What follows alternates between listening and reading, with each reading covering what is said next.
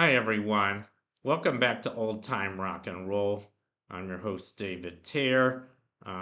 Before I get started with this video, I think I want to introduce what I'm doing to some newbies here. This channel is growing pretty fast, and I assume a lot of you are new to this channel. Maybe you just caught one or two videos. But what I'm doing, I've been doing this since the beginning of this year. I literally started this feature on January 1st of this year. So I've been doing it for 9 months now. And what I'm doing is a countdown of my personal top 3,000 songs of the rock era. I came up with this list about 2 years ago, and I did it completely on my own. I didn't look at any other lists. I mean, I am a big music buff. I've been listening almost compulsively, I guess you could say, to pop music since the 70s, since I was a teenager, and I guess I'm a little bit of uh, I'm a big music buff. Let me just put it that way. I know just about every number one song of the whole rock era from about 1955 to 1990. My musical knowledge, though, kind of stops. Most of it stops around 1990. I guess I just kind of got disinterested in a lot of the new music in the 90s. For one thing, I think a lot of it was really bad. I just didn't like it that much at that time. There was a lot of rap and there was grunge rock. I never got into any of that. Also, I was getting older. I was already in my 30s then, and maybe my musical taste matured, or maybe I just people never quite understand the younger generation, and I guess maybe I fell in that trap myself. I have heard some new songs I've liked. Don't get me completely wrong, because this survey I came up with goes up to 1999, but very few songs from the 90s made my list. I think only a total of 47 out of 3,000, whereas there's probably about 600 from the 60s and close to that many from the 50s and 70s and even the 80s. Not quite as many in the 80s, maybe two or 300. But anyway, that's kind of my list. I have other videos about my list. You can watch those if you want. I won't say too much about it.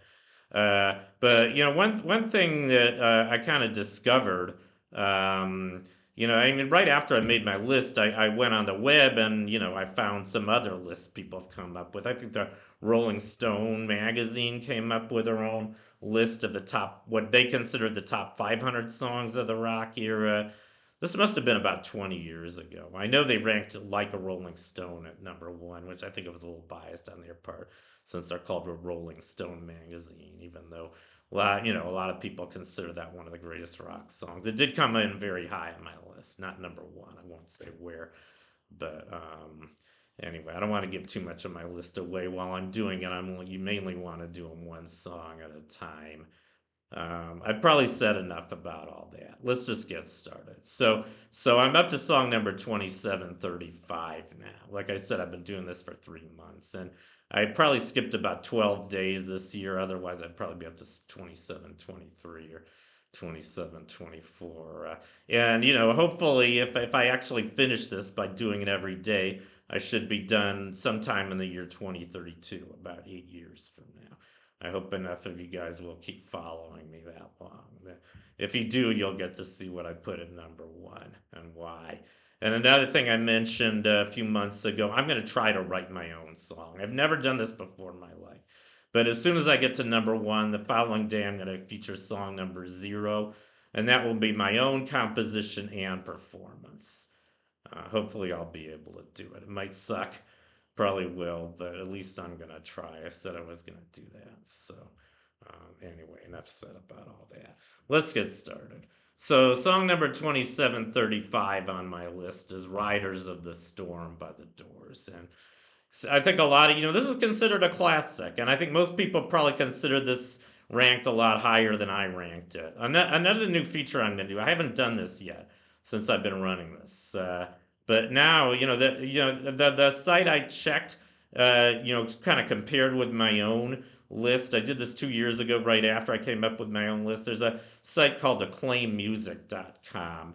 I think they mostly followed the Rolling Stone magazine's list. They just kind of extended. They also rank Riders on the Storm. Not Riders on the Storm. They rank Like a Rolling Stone by Bob Dylan at number one, which I already told you I didn't.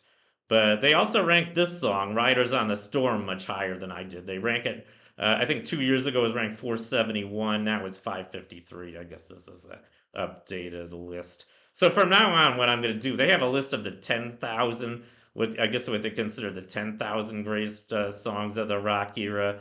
So from now on, I'm gonna say if my song that I feature is on their list of 10,000, I'll say where it came in on their list.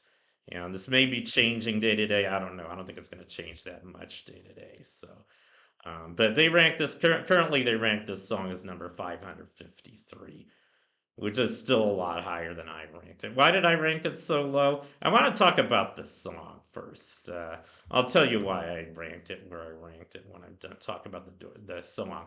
So I think most of you guys probably know this song. It's a very eerie song. I mean, it was the last recording the Doors did before the death of their lead singer Jim Morrison. I'm sure you guys all know about Jim Morrison, the lead singer. And by the way, the song was released on their last album, L.A. Woman, which came out in 1971. I don't know when the album was released, sometime that year, probably February or March. The song came out in June of 71, and unfortunately, Jim Morrison, he's the guy on the right here, is a picture of the Doors. He died. He died of drug overdose. I think it was heroin overdose. He died in Paris at his girlfriend's apartment in the bathtub. Very tragic death. And he's buried in Paris. That's where he was. He's buried at. They have a famous cemetery in Paris. I actually visited here maybe 30 years ago. I looked for his grave. I couldn't find it.